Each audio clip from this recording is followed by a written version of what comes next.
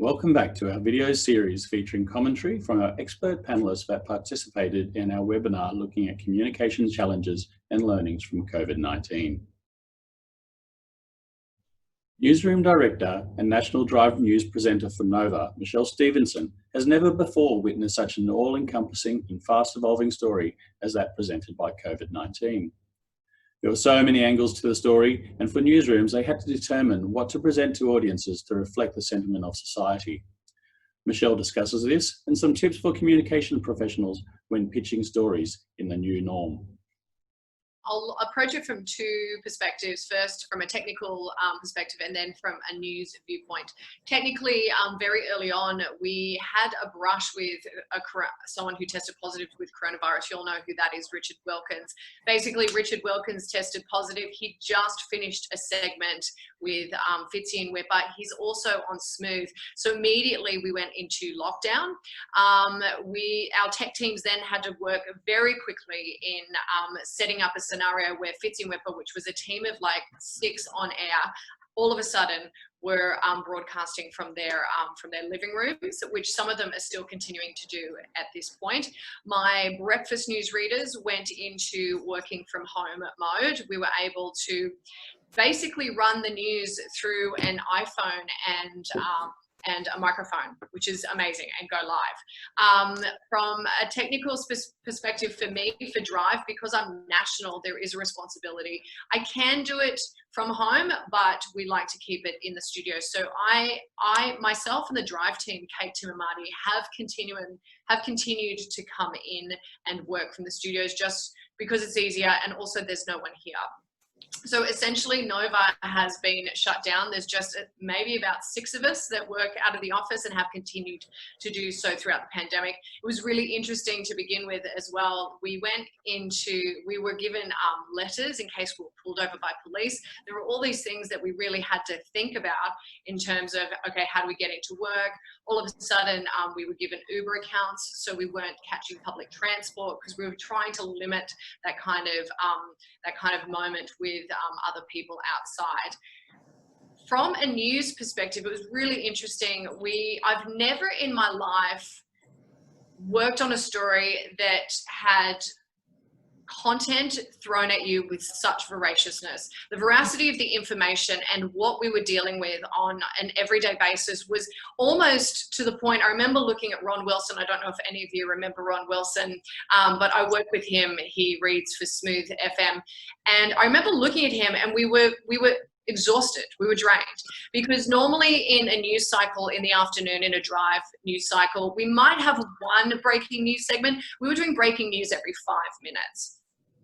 To keep up with the content that was coming out, the Nova had then gone into, okay, we're doing extra COVID updates. So then it was up to me to kind of get that kind of all organized, because from a national perspective, we're looking at different time zones. We're looking at how many readers I can have. We also have to keep in mind that I couldn't just go carte blanche on how many journalists I could pull in, because at this stage, advertising dollars are dropping, where we're keeping an eye on what our expenditure is. So casuals, I was no longer using.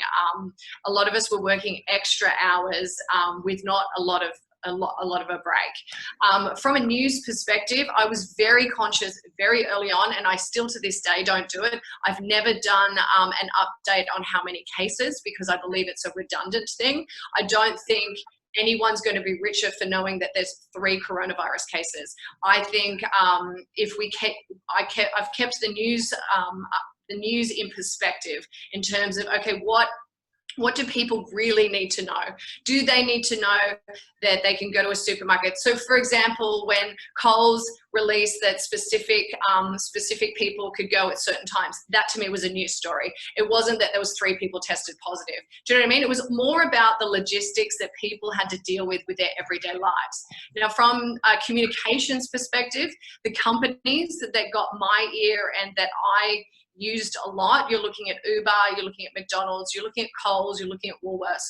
All of them were very agile. They came at me with strategies that were news stories, that were things that that people needed to know, like extended trading hours, for example.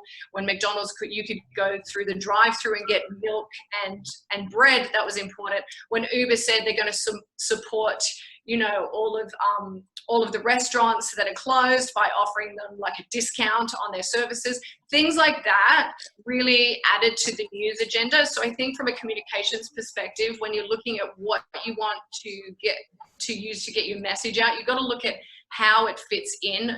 Like, we're not going to run specific things that don't align with like what our strategy is. Now, to this day, I think where we are looking at more of the more positive things that are coming out of it, you know, when are we getting back to normal? When are we going to be able to get out of the country and go to New Zealand? Those are the things that we're kind of looking for now. When I look at the pandemic and from a news perspective, I still feel like it's Groundhog Day every day. I come to work, I talk about coronavirus, and then I go home. I don't know if that's going to change anytime soon. I'm getting a bit like a wheel on a hamster, but I'm sure you're all feeling that as well. I was just lucky enough that I could leave my house and go to a place of work, because I felt bad for all those people who got stuck at home. But yeah, that pretty much wraps us up. What changes to newsroom practices will persist beyond the crisis, and what can PRs do to help communicate effectively with journos in the future? Look, not much is going to change. I think when it comes to a newsroom, it is what it is. Our agility and our ability to like kind of go with the news item at hand means that we will always be quite flexible. We still need people, whether we're working from home or whether we're working here. When it comes to, I think the other part of that question was what PR companies kind of need to do. And what I said in my answer was, you need to look at the story and you need to see ask yourself, how does your client fit into that story? Because a lot of people blithely go along, PR companies, and send me something that is completely unrelated and then phone me. And they always phone me 5 minutes to the hour. Can we not get those phone calls 5 minutes to the hour? I'm about to go in and read news. And don't do follow-up phone calls. I always just go yes. But really think about your client and think about the story and think about how your client fits in with that story and what do they have to add. You really have to put your thinking caps on and have a good old-fashioned think about that, because that is what is going to get those clients in and on air.